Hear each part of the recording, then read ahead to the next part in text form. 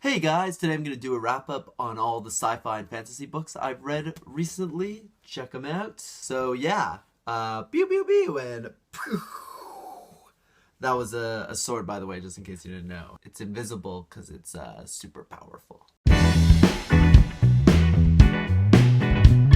So I first want to talk about The Demolished Man by Alfred Bester. And this is a sci-fi tale from the 1950s. And it's actually the first book to ever win the Hugo Award. So that's pretty cool. So it's kind of like an iconic classic. Bester is quite well known in the sci-fi community, and he definitely, when reading his works, you can definitely see that he's laying the groundwork for writers like Philip K. Dick in the 60s and 70s and William Gibson in the 80s and 90s. So you can sort of see the roots of all of that sort of sci-fi work here. So this book is set in a future where basically humanity has conquered the galaxy and has colonies and empire and cities all across the universe. And it's also a world where there is this telepathic elite who function as the government, police, and lawyers, or major social institutions are run by these telepathic guys. These telepathic guys are known as peepers, which I think he must be taking the piss when he names them that. So the book centers around a non-telepathic guy named Ben Reichs, who's this super successful businessman.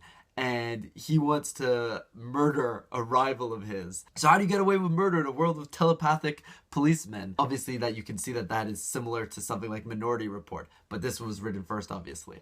And so this guy, Ben Reichs, goes about, plotting his murder on this dude. And so first he hires a rogue telepath to help work for him. He gets an earworm implanted into his head. So whenever someone tries to read his thoughts, there's always a loop of music over shielding all of his other thoughts, which I think is really funny. And so the book is just full of really neat and amusing ideas like that. So yeah, while I enjoyed the book, it was definitely one of those books that I found that I enjoyed talking about with other people a lot more than actually reading. Sci-fi can get dated pretty fast, so this did feel a bit meh, though it is interesting in its relationship to later sci-fi works. If you're interested in Alfred Bester, I would definitely pick up his other classic canonical sci-fi work, The Star Is My Destination, which I prefer a lot more than this. But this one's not bad. It's fun. It's all right. The next book I read was Count Zero by William Gibson. This is the sequel to his first and super iconic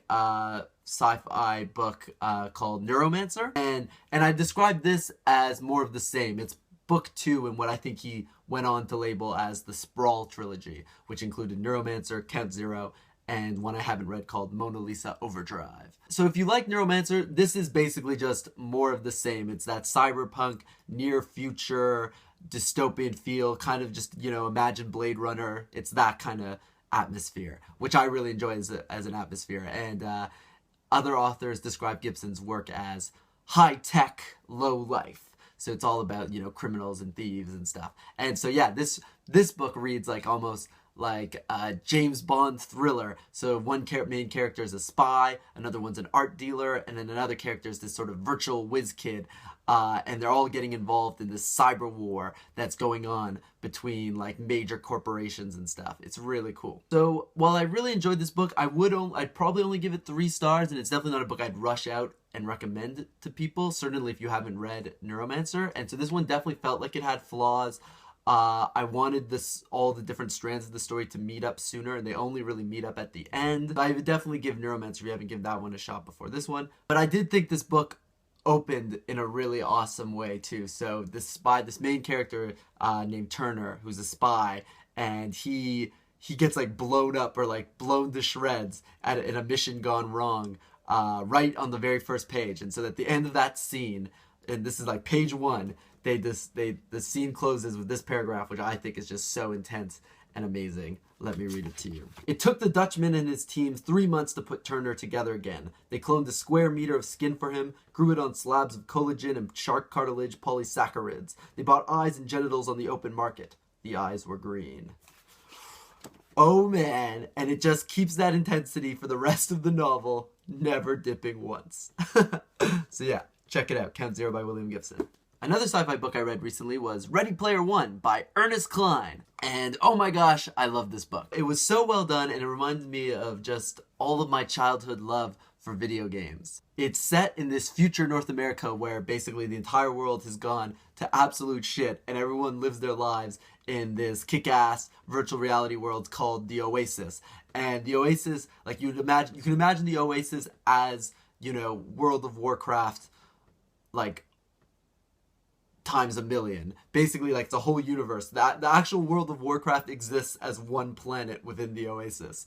If that gives you an idea of the scope of this virtual reality. And eventually the story becomes about these kids going on like this epic adventure to stop this evil corporation by winning the video game. And yeah, it's really fun. And while this book is not, I don't think anyone thinks of this book as a piece of hard science fiction and really in like, you know, cutting edge in its visions of technology and stuff. I have to say, reading this book, I usually don't geek out about future tech in sci-fi books. I mean, I like it, and I like it more, but I like it more as window dressing or ambiance to like a great adventure story. Like I don't pick it up just so I can be like, ooh, I wonder how he envisions how this technology is going to work. That's not the main pleasure for me.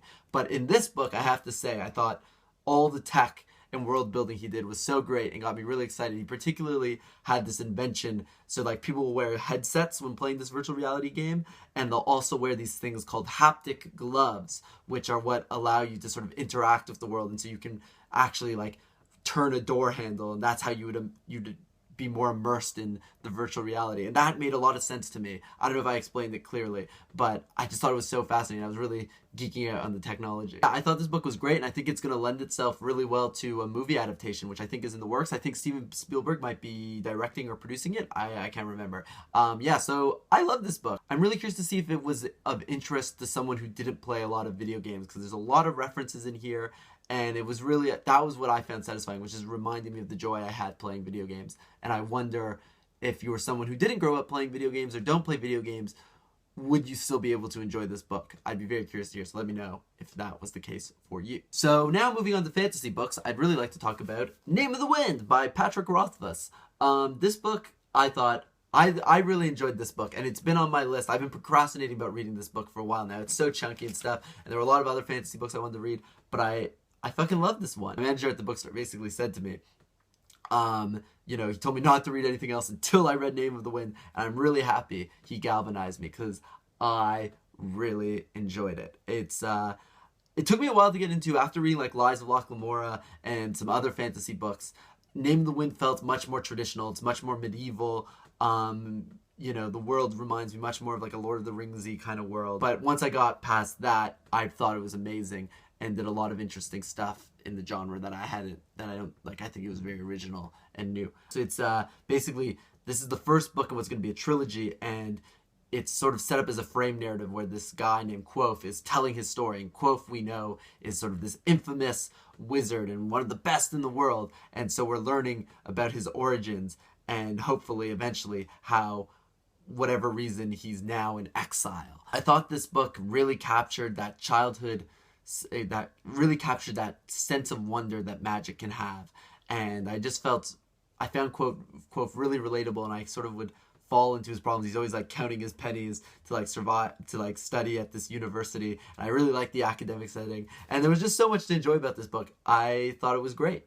And I have to say, it's one of the first books I've read in a long while, because I will start the first book of any series, but I wouldn't start any of them if I knew I was committing to the rest of the series. I'm happy to read the first one, but I don't rush out and read the sequels straight away. But I have to say, finishing this one, I felt, damn, I'm definitely curious to read the next one. I want to see where this story is going. I can't wait. So, yeah, I thought this was great. Name of the Wind. Finally, the other fantasy book I read was Mistborn, The Final Empire by Brandon Sanderson. And I just want to say straight off the back, I freaking love this book so much. But, very interestingly, at first, I was not a fan. So, first of all, this is kind of like a fantasy dystopia. It's set in this world where basically the Dark Lord, some Sauron-esque figure, has taken over the world and has left the like whole world in this state of misery for like 1,000 years. Ash falls from the sky. Most of humans are slaves working on plantations. It's just really grim, dark, seedy, and scary, and it has none of the green, lush, wondrous majesty of like, you know, Lies of Locke Lamora or Name of the Wind. No, this is not that, you know, really nostalgic pastoral fantasy at all. It's like this grim, the world is shit fantasy. So it's very much like a dystopia in a way. But I grew used to it. And then the next thing I initially didn't like was the magic system. And basically, I just didn't like the fact that there was a magic system to begin with. Like, I just, over the first 100 pages or so, as he's like, you know, explaining how the magic system works, I was just like, man, I'm really bored. This isn't magic. This is science. This is like made up science. But then, guys, you know, as the book got on, I started to love the magic system and I wanted to know more about it. And it got to the point where just like every battle sequence was just so satisfying because you understood how the magic worked and you're like, this is amazing. Something I really liked about this book that I didn't really get from either Lies of Locke Lamora or Name of the Wind was that it really got into sort of like this high society nobleman and noblewoman romantic subplot. It's really good. So one of the characters has to pretend that they are noble and go to these balls, and and, you know, lo and behold, she, like, you know, falls in love with one of the nobles, and it's just so good, and I really liked it. And one last thing that I really thought was interesting about Mistborn was that while most fantasy books sort of come out of very British or European tradition, the ambiance and world they're drawing upon, but this book particularly felt like it was coming out of a more American literary imagination, more so than George R.R. Martin or Robin Hobb. And I say that because all of the humans in the world of Mistborn are enslaved and work on these horrible plantations. And I really think that this book, through this fantasy world, is grappling with, you know, America's own history of slavery. Whether or not the book draws, you know, illuminating insights on that history, I can't really say.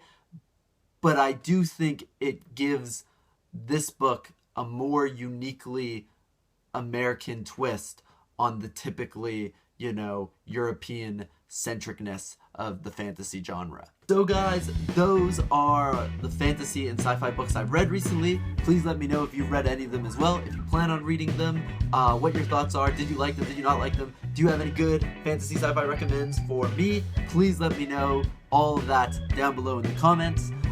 If you like this video, please like it, and if you really like this video, please subscribe. Until next time, happy reading. Bye bye bye, my precious.